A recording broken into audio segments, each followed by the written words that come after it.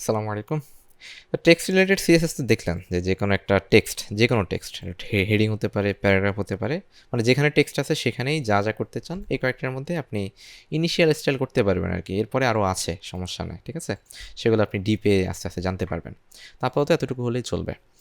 এরপর আসেন box related CSS. হ্যাঁ, তো বক্স রিলেটেড বলতে যেমন দেখেন প্রতিটা এলিমেন্টই একটা বক্স বলতে পারেন। হ্যাঁ, আপনি বর্ডার যে আই দিবেন দেখবেন সে একটা বক্সের মতো কী করে, একটা আচরণ করে। প্রতিটা এলিমেন্টই হচ্ছে কি একটা বক্স, ঠিক আছে?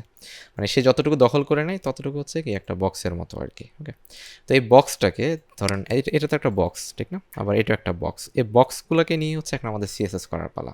ওকে, তো বক্স সিএসএসে প্রথমে যেটা দরকার হয় সেটা হচ্ছে হাইট এবং উইডথ, ঠিক আছে? হাইট এবং উইডথ, তাই হাইট উইডথ ফিক্স করা। তো হাইট উইডথ ফিক্স করবেন কীভাবে, ঠিক না? দেখুন সহজ, জাস্ট হচ্ছে হাইট লিখবেন এখানে। তো হাইট লিখে আপনি যতটুকু দরকার ততটুকু দিলেন। দিলেন হচ্ছে আপনার 120 পিক্সেল দরকার, দেখেন 120 পিক্সেল বড় হয়ে গেছে। আবার উইডথ দরকার ওই রকম, উইডথ দিলেন হচ্ছে ধরেন এরকম 60 পিক্সেল। দেখেন, মানে বক্সটা খেয়াল করে দেখেন, সে কিন্তু অতটুকু হাইটই পাইছে, কিন্তু তার যে কন্টেন্টগুলো কী করছে তার থেকে বের হয়ে গেছে, ঠিক আছে? তো এই হাইট উইডথ দেওয়ার সময় এভাবে, এই কারণে হচ্ছে বর্ডারটা প্রয়োজন আর কি, যে আসলে আপনি হাইট উইডথ আন্দাজে ইউজ করলেন কিন্তু আসলে দেখতেছেন না কতটুকু। তো এটা বর্ডার ইউজ করলে সহজে বোঝা যায় আর কি, যে আসলে কতটুকুদের মধ্যে আপনি আছেন আসলে। ওকে, তো আমাদের উইডথটা এতটুকুতে কাভার হবে না, আমরা ধরে নিতে এখান থেকে 260 দিতে পারি। দেখেন এখন অনেকটা কাভার হয়েছে, হয়তো হাইটটা আর একটু বড় করার দরকার। মানে হচ্ছে আপনি যদি পারফেক্টলি হাইট উইডথ মেনটেন করতে চান সেক্ষেত্রে বর্ডারটা ইম্পর্ট্যান্ট অনেক। হ্যাঁ, তো আমরা ধরুন দিই একটু বড় বড় করে দিই। হ্যাঁ, ধরুন এখানে 160 দিলাম আর এখানে 280 দিচ্ছি। ইচ্ছে করে বড় দিচ্ছি, একটু কাজ আছে এই কারণে। আচ্ছা, এরপর দেখেন হাইট উইডথের কাজ শেষে, মানে যে কোনো একটা এলিমেন্টে বর্ডার দিয়ে প্রথমে চেক করবেন আপনি। বর্ডারটা আমরা সবসময় শেষে তুলে দিই আর কি, বাট যতক্ষণ আমরা সিএসএস করি ততক্ষণ থাকে। এরপর দেখেন বর্ডার অলরেডি দেখে ফেলছেন বর্ডার ইউজ করতে হয় কীভাবে। এখন আসেন বর্ডার রেডিয়াস। হ্যাঁ, এই যে বর্ডার যে একটা রেডিয়াস আছে না, আপনি চাইলে এটাকেও চেঞ্জ করতে পারবেন। কীরকম? ধরুন আপনি রাউন্ড করতে চাচ্ছেন। হ্যাঁ, তো বর্ডার রেডিয়াস যদি বলে দেন 25 পিক্সেল, দেখেন সে একটু চারপাশে অনেক রাউন্ড হয়ে গেছে, দেখছেন? সুন্দর লাগতেছে। এরপর হচ্ছে এই যে একটা ড্যাশ ড্যাশ ড্যাশ, হ্যাঁ, এটাকে তো চেঞ্জ করা দরকার, ঠিক না? তো এটাকে বলা হয় বর্ডার স্টাইল। হ্যাঁ, বর্ডার স্টাইল। তো বর্ডার স্টাইলে অনেকগুলো এখানে আপনাকে সাজেশন দেখাবে। দেখেন ড্যাশ, ডটেড, ডাবল। হ্যাঁ, ডাবল দিয়ে দেখেন ডাবল হয়ে যাবে, ঠিক আছে? তারপর ধরেন আরও যদি দিতে চান, হ্যাঁ, গ্রুপ। দেখেন গ্রুপটা হচ্ছে হালকা একটু মানে খোঁচা খোঁচা খোঁচা খোঁচা থাকে আর কি, প্লেন না। হ্যাঁ, এটা হচ্ছে গ্রুপ। একটু জুম করলে বোঝা যাবে এখানে। এই দেখছেন, মানে প্লেন না আর কি, দুইটা মিলে হচ্ছে পাশাপাশি আছে অটোমেটিক। এরপর দেখেন গ্রুপের পরে আছে হচ্ছে আপনার, এখানে অনেকগুলো আছে, আপনি যেটা মঞ্চে দিতে পারেন। হ্যাঁ, তো আমরা সবসময় হচ্ছে সলিড ইউজ করি, কারণ সলিডটাই চলে আর কি বেশি। আর বাকি যেটা মঞ্চে আপনি ইউজ করতে পারেন। আর ড্যাশটা মাঝে মধ্যে লাগে, মানে আপনার ওই যেটা ড্যাশ ড্যাশ ড্যাশ করে থাকে আর কি, ওটা মাঝে মধ্যে লাগে, প্রয়োজন হয়। তো যখন যেটা প্রয়োজন হয় সেটাই দেখবেন, সবগুলো একটা ইউজ করে দেখবেন। এরপর হচ্ছে দেখেন শ্যাডোটা কি আসলে। শ্যাডো হচ্ছে ধরুন এটার আমরা সবসময় যখন গ্রাফিক্স ডিজাইন করি সবসময় একটা শ্যাডোর উপরে সবসময় প্রায়োরিটি দিয়ে থাকি, ঠিক না? শ্যাডোটা হচ্ছে আপনার ডিজাইনটাকে একটু সুন্দর করে ফেলে, বা হচ্ছে হালকা একটু রিয়েলিটি মনে হয়। আপনি যখন এটা প্রিন্ট করেন তখন মনে হয় যে জিনিসটা ফ্লোটিং হয়ে আছে বা এরকম কিছু একটা। তো ওয়েবসাইটগুলোর ক্ষেত্রেও কিছু কিছু জায়গাতে শ্যাডোটা অনেক ভালো একটা রোল প্লে করে। তো একটা শ্যাডো ইউজ করার জন্য আপনি লিখবেন হচ্ছে বক্স শ্যাডো। হ্যাঁ, বক্স শ্যাডো। তো বক্স শ্যাডোতে কয়েকটা পার্ট। প্রথমে হচ্ছে উপরে থেকে কতটুকু দিতে চান, দেন হচ্ছে প্রথমটা হচ্ছে এক্স অক্ষ, পরটা হচ্ছে ওয়াই অক্ষ, উপরে নিচে কতটুকু করতে চান, দেন হচ্ছে কতটুকু ছড়াইতে চান। হ্যাঁ, তো ধরুন আমরা সেন্টারে রাখলাম, দেন ছড়াইতে চাই, আমি চাই হচ্ছে 15 পিক্সেল ছড়িয়ে যাক। দেখেন এই যে দেখছেন, সে হচ্ছে বাই ডিফল্ট একটা ম্যাচিং কালার নিয়ে নেয়। হ্যাঁ, তো এখন যদি কালার বলে দেন, ধরুন দিলেন হচ্ছে রেড কালার, দেখবেন সে রেড কালার একটা শ্যাডো পাইছে, দেখছেন চারপাশে। আর যদি বলেন যে না আমার অন্য কালার লাগবে, দেন অন্য কালারই দেন, যে কালার দেবেন ওই কালার শ্যাডো। মানে এটা হচ্ছে চারপাশ। এখন আপনি কন্ট্রোল করেন, মানে এক্স অক্ষ থেকে ধরেন দিলেন 20 পিক্সেল, দেখেন 20 পিক্সেল দূরে চলে গেছে। যদি টপ থেকে দেন 10-20 পিক্সেল, তখন 20 পিক্সেল নিচে নেমে গেছে, ঠিক আছে? আর এছাড়া আরেকটা প্রপার্টি আছে, এটাকে বলা হয় স্প্রেড। হ্যাঁ, মানে এটা হচ্ছে সরি, পরেরটা হচ্ছে, এটা হচ্ছে ব্লার, আর পরেরটা হচ্ছে স্প্রেড। দেখেন আমি যদি দিই 30 পিক্সেল, সে 30 পিক্সেল ছড়ায় যাবে। হ্যাঁ, এটা হচ্ছে স্প্রেড, যে আসলে কত বড় করতে চান। তো স্প্রেডটা খুব একটা কাজের না সবসময়, এটা সবসময় নামাই দিবেন।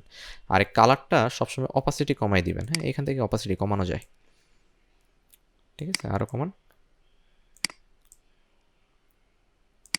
বেশি কমে গেছে না? মানে যতটুকু ভালো লাগে আর কি ততটুকু আপনি রাখতে পারেন। ওকে, তো হচ্ছে শ্যাডো, সেমভাবে টেক্সট শ্যাডো একই রকম। হ্যাঁ দেখেন, আপনি এটাকে ডুপ্লিকেট করে শুধু বক্সের জায়গায় টেক্সট লিখে দেন, টেক্সট। হ্যাঁ, সেম জিনিস দেখেন যে টেক্সটগুলোর পিছনে শ্যাডো চলে আসছে, দেখছেন?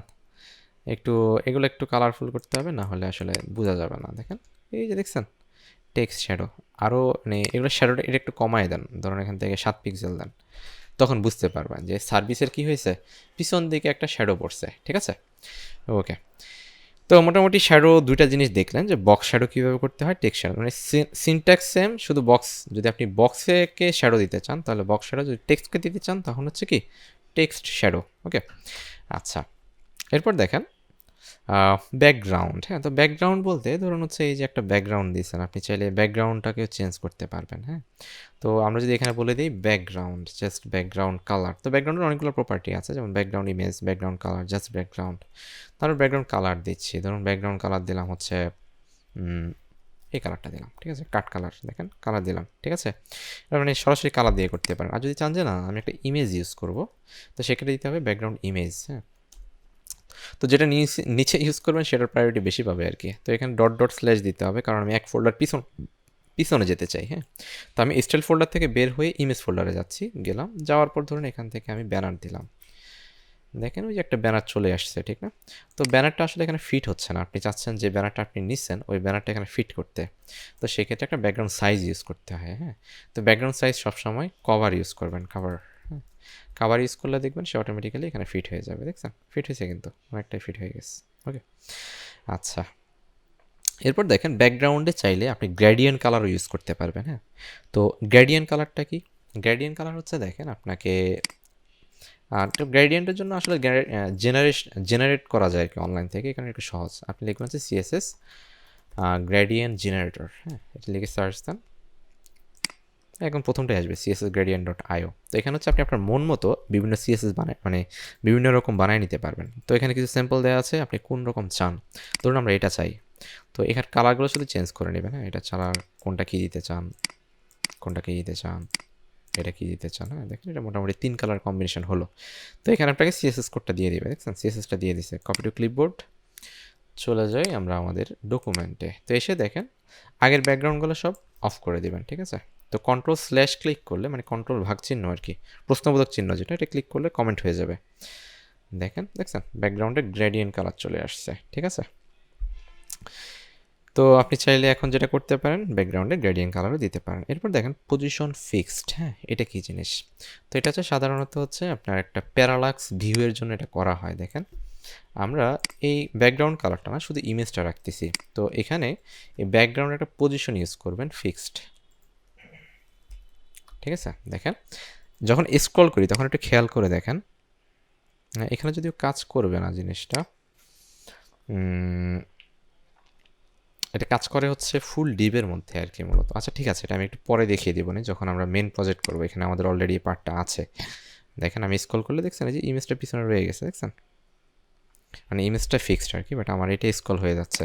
তো এই কাজটাই আমরা করব। ওকে, তো এটা আপাতত বাকি রাখি, আমরা পরবর্তীতে এটা দেখছি। ওকে, এরপর দেখেন প্যাডিং মার্জিন। হ্যাঁ, এই দুটো কি? তো প্যাডিং মার্জিন হচ্ছে আমি ব্যাকগ্রাউন্ড ইমেজটা একটু তুলে দিই, কারণ এটার জন্য কন্টেন্টটা দেখতে একটু কষ্ট হচ্ছে আর কি। ঠিক আছে, তো এখানে পি এর ক্ষেত্রে আর এটার ক্ষেত্রে একটু তাকায় দেখেন যে বর্ডারের সাথে আমাদের কন্টেন্টগুলো একদম লেগে আছে, ঠিক না? তো আমরা চাচ্ছি এই বর্ডার থেকে কন্টেন্টগুলোকে দূরে সরাইতে, বর্ডার থেকে কন্টেন্টগুলোকে মাথায় রাখবেন। এই বর্ডার থেকে তার ভিতরের কন্টেন্টগুলোকে যদি দূরে সরাইতে চান তখন হচ্ছে প্যাডিং। দেখেন আপনি যদি প্যাডিং লিখেন, ধরুন দিলেন 20 পিক্সেল, দেখেন এই বর্ডার থেকে প্যাডিংগুলো দূরে সরে গেছে, মানে কন্টেন্টগুলো দূরে চলে আসছে। ঠিক আছে, আর যদি মার্জিন ইউজ করেন, অথবা আপনি প্যাডিংটা কিন্তু ভেঙে ভেঙে ইউজ করতে পারবেন। হ্যাঁ, যদি ইউজ করেন প্যাডিং টপ তখন পাবে হচ্ছে উপরের দিকে, দেখেন উপর থেকে চলে আসছে, নিচে চলে আসছে। যদি ইউজ করেন পিএল মানে হচ্ছে প্যাডিং লেফট, যদি দেন হচ্ছে 30 পিক্সেল বা 40 পিক্সেল, দেখেন লেফট থেকে সে 40 পিক্সেল দূরে সরে যাবে। ঠিক আছে, সেমভাবে যদি দেন হচ্ছে প্যাডিং রাইট, দেখেন সে রাইট থেকে 40 পিক্সেলের দিকে তাকে চাপাইয়া দিছে। ঠিক আছে, কমিয়ে দেন, 20 পিক্সেল দেন, না এখানে আসলে জায়গা হচ্ছে না যার কারণে কমায় দিছে আর কি। ঠিক আছে, বা এখানে এ পাশে হচ্ছে না, 10 পিক্সেল দেন, মানে জায়গা কম, যার কারণে নিচ্ছে না আর কি। হ্যাঁ, বাট দেখেন 10 পিক্সেলই সে জায়গা নিছে। ওকে, তাহলে হচ্ছে কি প্যাডিংটা হচ্ছে বর্ডার থেকে তার ইনার কন্টেন্টগুলোকে দূরে চাপানোর জন্য। আর মার্জিনটা কি দেখেন, মার্জিন হচ্ছে এগুলো কিন্তু একটা এলিমেন্ট। হ্যাঁ, যেমন আমরা যে ট্যাগ হিসাবে ধরি, পি একটা এলিমেন্ট, H3 একটা এলিমেন্ট, হ্যাঁ, এবং এ একটা এলিমেন্ট। প্রতিটা এলিমেন্ট একটা থেকে আরেকটাকে দূরে সরানোর জন্য হচ্ছে মার্জিন ইউজ করা হয়, ঠিক আছে। যেমন ধরেন আমি পিকে উপর থেকে দূরে সরাইতে চাই, তাহলে দিব হচ্ছে মার্জিন টপ। হ্যাঁ, তো মার্জিন টপ যদি দিই আমি 40 পিক্সেল, দেখেন সে উপরে যে আরেকটা এলিমেন্ট আছে ওই এলিমেন্ট থেকে সে দূরে সরে যাবে, ঠিক আছে। অথবা আমি চাচ্ছি পি এর নিচে যে এলিমেন্টটা আছে তাকে দূরে সরাই দিতে। হ্যাঁ, তো আমি দিব হচ্ছে কি মার্জিন বটম। হ্যাঁ, এমবি লিখলে অটোমেটিক আসে, তো আমি দিলাম 50 পিক্সেল, দেখেন সেই নিচে সরিয়ে দিস। ওকে, তো এভাবে হচ্ছে মার্জিন প্যাডিংটা কাজ করে, ঠিক আছে। তো মোটামুটি আশা করি বেসিক যে জিনিসগুলো একটা বক্সকে এবং টেক্সটকে কন্ট্রোল করার জন্য দরকার সেটা আমরা অলরেডি শিখে গেছি। তো নেক্সট আমরা বক্স রিলেটেড আরও দুটো জিনিস দরকার, সে একটা হচ্ছে গ্রিড আর একটা হচ্ছে ফ্লেক্স। এই দুটো জিনিস নিয়েই আমরা নেক্সট ভিডিও দেখব। সবাই ভালো থাকবেন, আল্লাহ হাফেজ।